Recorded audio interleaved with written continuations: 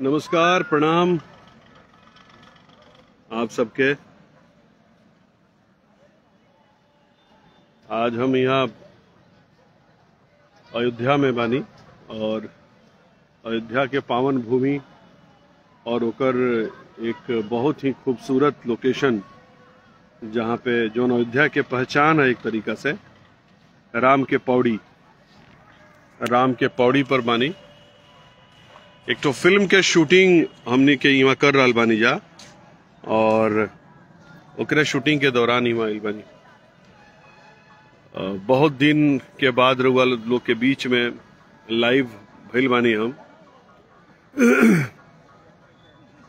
कुछ दिल के बात रहा जौन शेयर करे के चाहते नहीं। फिल्म यहाँ हमनी के कर रहा बानी जन बहुत बढ़िया शूटिंग हो रहा बा। ओकर हीरो प्रदीप कुमार चिंटू जी बाड़े और आम्रपाली जी हीरोइन बाड़ी, प्रोड्यूसर निशांत उज्जवल जी बाड़े। तो सिनेमा बहुत बढ़िया शूट हो रहा बा और आप लोग के बहुत ही अच्छा लगी। मेहनत पूरा हमनी के कर रहा बानी जा। ठंड बा यहाँ पर ठंड में ही बहुत बढ़िया फिल्म के शूटिंग हो रहा बा और फिल्म के नाम विवाह 3 बा। तो आप लोग के बीच में जब जाई तो बिल्कुल हम जौन एगो टाइप और एक तरीके की समझी जौन हम गवई अंदाज के सिनेमा बनाई ने वो अंदाज रोल के देखे के मिली। और जितना भाई लोग जुड़ल बा सबके के बहुत बहुत प्रणाम। विकास समर्थ यादव जी और बाकी सब भाई लोग के, जितना विपिन कुमार भाई, सब भाई लोग के बहुत बहुत प्रणाम बा। कल रात के एक्चुअली फेसबुक के थ्रू माध्यम से पता चलल केहू के हम वीडियो देखत रहनी, ओमे पता चलल कि एगो बच्ची के लेकर के कोनो अभद्र गाना गावल गईल बा। और देखिए भोजपुरी संस्कृति बहुत विशाल और बहुत समृद्ध बा। एकर साहित्य भी समृद्ध बा। एक से एक राइटर लोग, एक से एक गायक लोग भइल। ये जरूर बा कि आजकल अपन तरक्की, अपन नाम और अपन शोहरत रातों रात करे खातिर लोग कोनो भी हथकंडा अपनावे के तैयार बा। पर तरक्की और राउर जौन मुकाम हासिल होखे ओकर बुनियाद केहू के प्रतिष्ठा, सम्मान, इज्जत होखे, ये बिल्कुल सही नहीं है। सभ्य समाज में एकरा के कदाचित उचित ना कहल जाई। भोजपुरी में हमेशा वालों से तरफ ऐसे बतियावत नहीं काहे कि हमनी के भोजपुरी के लइका ही जाए। भोजपुरी माटी में आदमी पलल बा, बढ़ल बा। भोजपुरी संगीत, भोजपुरी साहित्य, भोजपुरी संस्कार रोम रोम में बसल बा। गांव नगर से दूर मुंबई जैसे शहर में रहला के बावजूद भी प्रतिदिन गांव के खुशबू, गांव के लोग, गांव के रीति रिवाज, सब केहू से, सब चीज से आदमी जुड़ल बा। और हमनी के रीति रिवाज, हमनी के संस्कार, हमनी के कबो ये अलाउ ना करेला कि केहू के बहिन बेटी के ऊपर गलत टिप्पणी कही जाओ। हमनी के यहाँ तो ऐसा होला कि दुइये गो नतवे चलेला। अगर केहू बिया तो साक्षात कोनो लड़की के आदमी कही कि अगर छोट बिया बहिन कही या बेटी कही। कोनो आदमी बा अगर छोट बच्ची रास्ता में बिया तक ले बटी तनी हट जेबू सामने से। तो हमनी के ऐसन समाज से रहला के बावजूद भी अगर ए तरह के कोनो गीत संगीत सुने के मिले जोना में कोनो बच्ची के नाम चाहे कोनो औरत के नाम ले करके और गलत टिप्पणी कल गई होखे, एकरा के उचित ना ठहरावल जाए। कल रात के जब भी सुननी हम, मतलब फेसबुक पर देखनी, तो हम गाना भी सुने के कोशिश करनी कि कौन गाना के लेकर के ये सब बात भइल बा। और गाना जब सुननी तो बड़ा दुख पहुंचल काहे कि वो बच्ची से हम आज कम से कम 10 साल से जुड़ल बानी। वो जब वो बिल्कुल छोटा रहे तब से ओकरा से, और आज भी बच्ची बिया, छोटा ही बिया। और वैसन बच्ची से जौन बेटी तुल्य बिया, ओकरा प्रति अगर रउआ गीत गावतनी तो राउर ये कहल जाई कि मानसिक स्थिति सही नहीं है। एकरा के अभद्रता और पागलपन से ज्यादा बढ़ करके मानसिक दिवालियापन कहल जा सकता कि ये तरह के सोच रखे वाला आदमी जो क्रिमिनल माइंड के एटीट्यूड जो क्रिमिनल माइंड लोग के लगे रहेला उहे लोग ए तरह काम कर सकता। जो समाज के दुश्मन होखे, जो संस्कृति के दुश्मन होखे, जरूरी ना है कि केहू के रुआ गोलियां मारी, राउर वाणी भी केहू के बहुत ज्यादा आघात पहुंचा सकता। और जौना कंठ से रुआ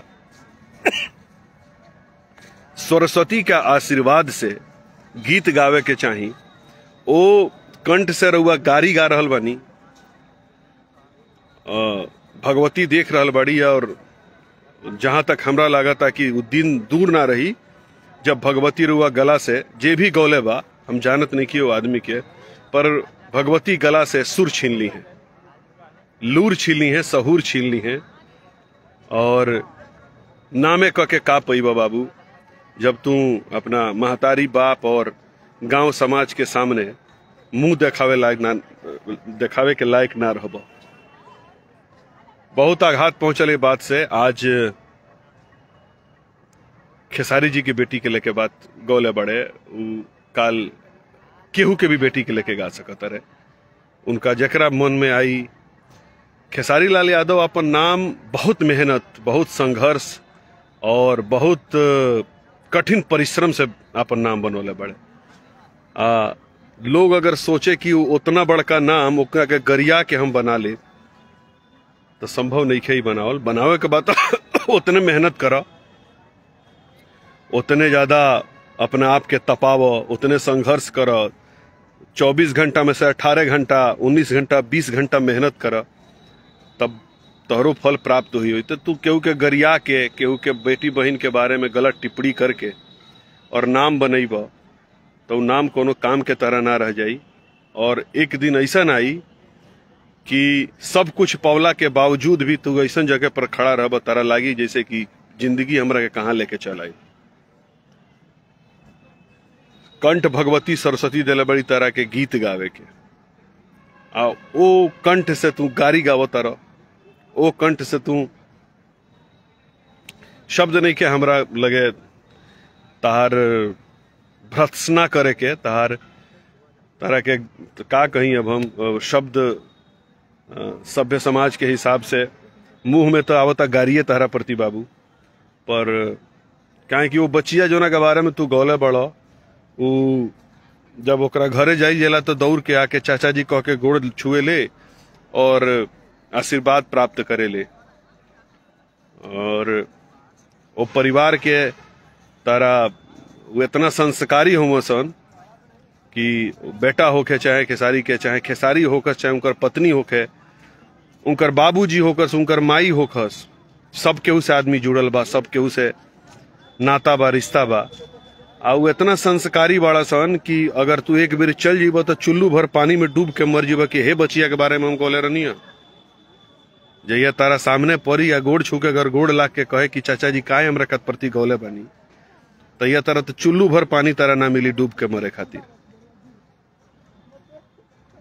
तहरे बहन के बारे में, तहरे महतारी के बारे में, तहरे लोग बाग के बारे में केहू गलत अगर बोले तो ऊपर आदमी बोली खुल के कि ना ही गलत बा, पर तू जौन कर रहा बड़ा एकरा पहले भी शायद तू कुछ कैले रहा ऐसन।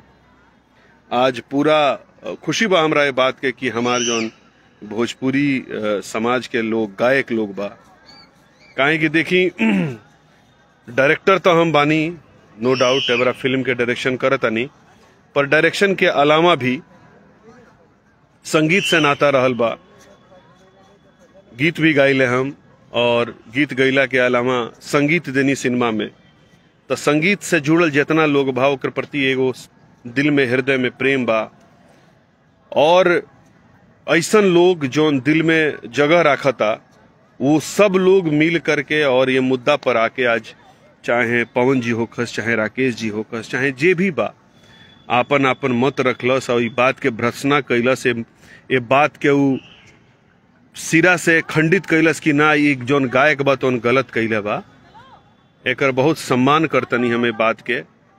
और कदाचित बाबू तुहू ये चीज के अपना हृदय में ग्रहण करी है कि अयोध्या धाम में बैठ के तारा के देखा अयोध्या धाम है, एमे बैठ के हृदय से ही उद्गार निकलता कि भगवान राम और भगवान हनुमान जी महाराज के नगरी है ही, और ये नगरी से तारा प्रति आशीर्वाद निकलता कि भगवती तारा के ज्यादा दिन गाये लायक न रखी है।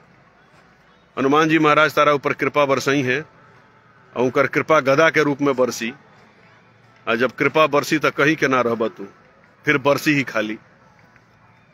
ऐसे समाज में आकर अभिनव से ये सब कईल बंद कर, हाथ जोड़ के माफी मांग, आइंदा से ऐसा काम मत कर। बाकी सब लोग से रुआ लोग से करबद्ध प्रार्थना करतनी हम कि बहुत बड़ा हमनी के विशाल नहीं खींचा, आज भी दौड़ में शामिल बनी जा। ये साउथ के जो इंडस्ट्री बा तोना के सिनेमा वर्ल्ड में पूरा अपन नाम कमा रहल बा, हमनी के जमीन भाग रहल बनी जा, दौड़ रहल बनी जा, मंजिल अभी बहुत दूर बा, वहां ले पहुंचल नहीं खींचा। और अभिनय से हमनी के जोन ई बीच बीच में जोन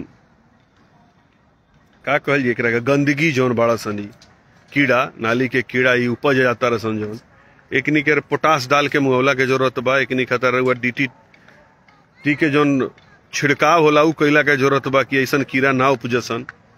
तो सब भाई बंधु लोग से सब केहू से करबद्ध प्रार्थना बा कि ऐसा आदमी के रुआ लोग जितना हो सके अपना माध्यम से ओकर ये बात के रुआ लोगिन ओकरा ऊपर लानत भेजी, ओकरा के रुआ लोगिन जैसे हो सके मैसेज भेजी कि बहुत गलत कैले बा, और जोन गौले बा जोन चीज कैले बा ओकरा के रुआ तनिको प्रोत्साहित मत करी।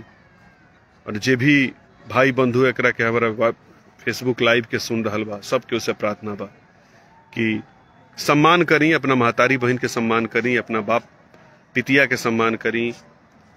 जिंदगी में कुछ नहीं रखल भैया, एक दिन सब केहू के जाना बा। जौन रौकाता रुआ राम के पौरी, भगवान राम जी यही रास्ता से होकर के सरजू जी में स्नान करे जाई, तो वहां बैठल बानी हम। कितना पीढ़ी आइल, कितना पीढ़ी गईल, कितना बात भइल, पर आज वही तरह कायम बा। हमनी के खुद के समझ लेता नहीं जा हमनी के कि ये बहुत बड़का भगवान राम यहाँ से आके चल गई नहीं, वहां के ये रास्ता पर कबो वहां के चलत रहनी। तो बस रुआ सबसे प्रार्थना बा कि ये सबके प्रोत्साहित मत करे बा। जितना भाई लोग जुड़ल बा सब केहू मैसेज के बा, सब केहू के प्रणाम बा। तहनी के आशीर्वाद, तहनी के दुआ, तहनी के भरोसा के बदौलत ही हमनी के बानी जा कुछ। छोटे यादव भैया, मनीलाल यादव भैया, सिंगर रंजीत शर्मा, संदीप कुमार चौधरी जी, राजकुमार भाई, रुपेश मिश्रा, सुजीत राय भूमिकर, मंटू यादव, नीतीश कुमार यादव, मनीष कुमार, सुनील यादव, अखिल कुमार सिंह, सिंगर राहुफ, राहुल पप्पू कुमार यादव, दबंग जिला गोपालगंज, मनीष कुमार यादव, सब केहू के भाई फूल सब, अभिषेक मणि त्रिपाठी जी। का हो मतवा, देखा मतवा एक जनी आ गईली। का मतवा का कहत हूँ? हाँ बिलमा मतवा के थोड़ा सा हम कुछ पैसा रुका मतवा, रुका रुका रुका रुका 1 मिनट। हाँ मतवा जी ली। जय हो जय हो जय हो जय हो। राम जी, किशोरी जी, हनुमान जी, सरजू माता जी जयकार कैले रहो तो बस बस बस बस सरजू माता ऊपर तक माल बढ़ैले रहो। जय हो जय हो मतवा, बढ़ैले रहो। जय हो हम मतवा, प्रसादी न देखियो से जय जय माता, जय माता। माता जी का आशीर्वाद मिल गई भैया। ये आशीर्वाद सब केहू के ऊपर जाओ, सब केहू खुश रही, मस्त रही। और बहुत बहुत प्रणाम। अयोध्या श्री राम जन्मभूमि अयोध्या जी से रहुआ सबके रजनीश मिश्रा आप सबके प्रणाम करता। थैंक यू वेरी मच।